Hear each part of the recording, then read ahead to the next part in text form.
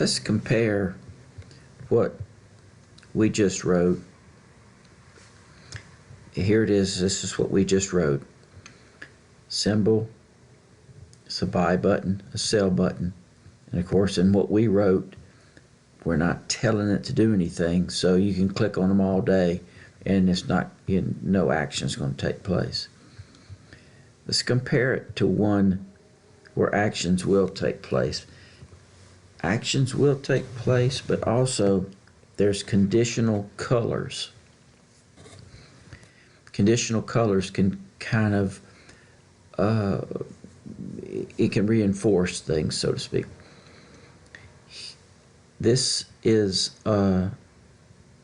primarily for Bill Williams, the best I can make out, his chaos system. I'll just use that word. I think that's what it's called. On the here's where conditional colors will explain it. You see the Euro USD. There's the buy button. This is the weekly results here, so to speak. Here's the buy button. You don't see a sell button. You don't see the word sell and you don't see the red color. It's blacked out. The reason for that is, as a condition for these colors, it will only be read if the ALMA moving average is going down. So obviously, being we have a buy button and it's green, the ALMA must be going up on the weekly Euro USD. Let's look at that real quick. EUR USD weekly. Okay, yes, here's the ALMA, and it is going up. So, as a condition on this particular dashboard, I can sell if I want, but what it's telling me is I'm selling against the ALMA, a subliminal message, if you want, so to speak. So if I click on that, darn, it's loud. It's going to ask me if, let me turn this down first. Wasn't that? Come on.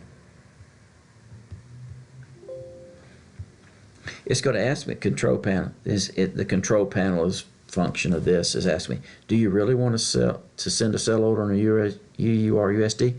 Now you can put any sort of message there that you want. Sometimes I have it where it'll say that the ALMA is going up and you're selling, or it might, if the ALMA was going down, it might say good job and ALMA's falling or something. In this case, we just want to click no. Okay, when I click no, it doesn't sell. Here, so that's conditional colors. That's what I'm talking about, conditional colors. They're easy to program. There's nothing to it. You can do it. Here, you see the red color for the button. Gator, what that's telling you, that's telling us, is that the alligator indicator is going down. If it's red, it's going down. If it's green, it's going up. If it's like, see, you don't see one here. No, there's no gator word. If the alligator indicator is intertwining or flat, which is Bill Williams, I believe, I don't want to put words in his mouth, but I think Bill Williams, he likes to look for when they're going flat, because that kind of gets him at the beginning of a trend, if it's going to break out one way or the other. So it's important to see. It's important not to see, I guess, the word gator. Red, the gator's going down. Green, the gator's going up. Black, it's intertwining. Here's your button. So it being it's red, you know the ALMA indicator must be going down. And you see that there's no words there. Here is not only conditional colors, but conditional text. You don't see the word sell, And what that is, in this particular instance, which is easy to code, that's telling me that there is a ALMA cell this bar. EURUNZD. Let's look. EUR. Probably never find that darn thing. Yeah, there's right there. Huh. Let's go to the weekly chart. And you can see, now this is the current bar. This was the last bar, and this is the one it's looking at. You can see it was green, and it turned red. So we have an ALMA cell signal. And look at the alligator indicator. Sloping down, slope, the green, all three colors are sloping down. So we have a falling alligator, and we have an ALMA cell. Let's go back to where we were. And that's what this is telling me. We have a new ALMA cell, and we have a falling alligator. These arrows, you can program arrows, you can program anything you want. They're easy to do, and I assure you, you can do it. And the first arrow, you see how it says EURUSD. All that's telling me is it's for that pair. 180, that's the weekly chart. That's the number of minutes in a week. And that's saying, you know, it won't stay on there forever. You'll have to move it around. The AO, the awesome indicator, is below 0. See, it said AO. If you might not be able to see that, but it says AO and then a 0. The red arrow means it's below 0. If it was above 0, it would be a green arrow.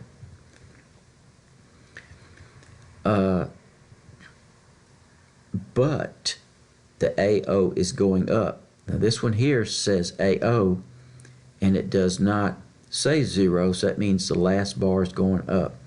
The next two are for the accelerator oscillator, and 3 is, again, now this is drawing heavily from Bill Williams' system.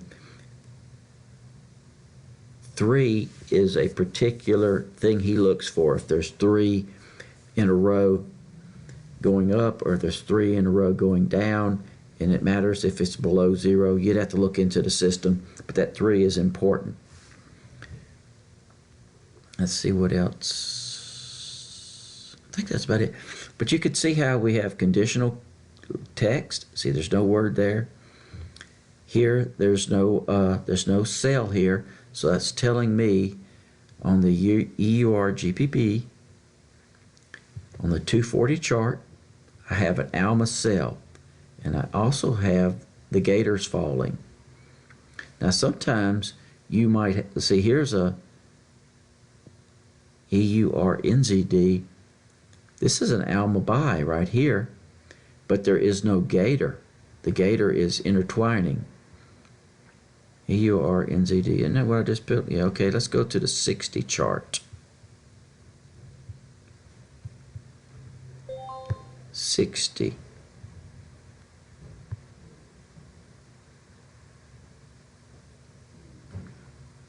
I really wouldn't call that intertwining, would it?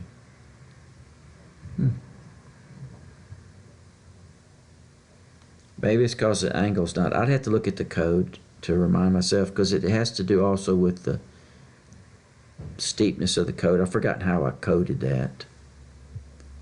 Where were we at? Make sure I was looking at the right thing. Yeah, no 0.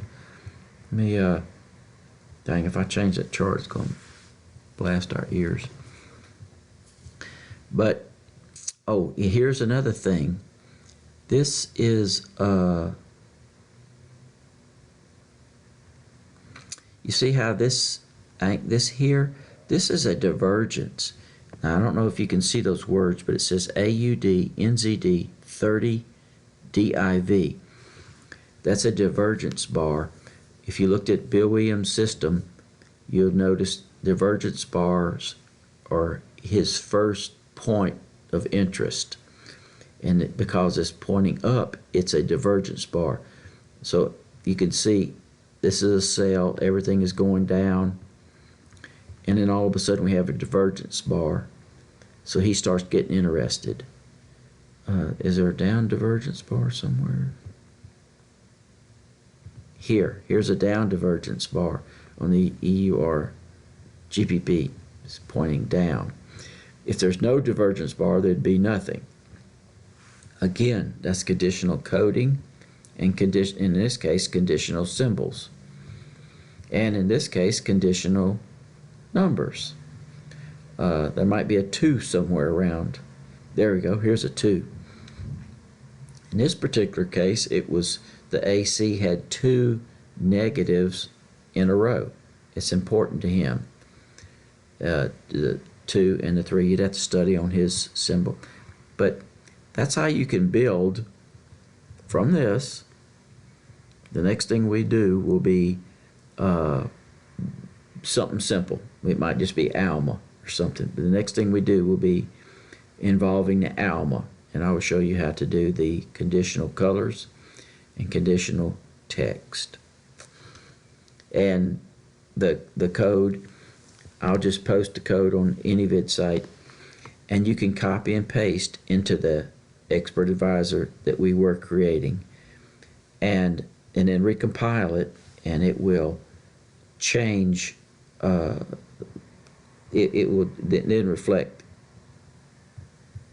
the changes.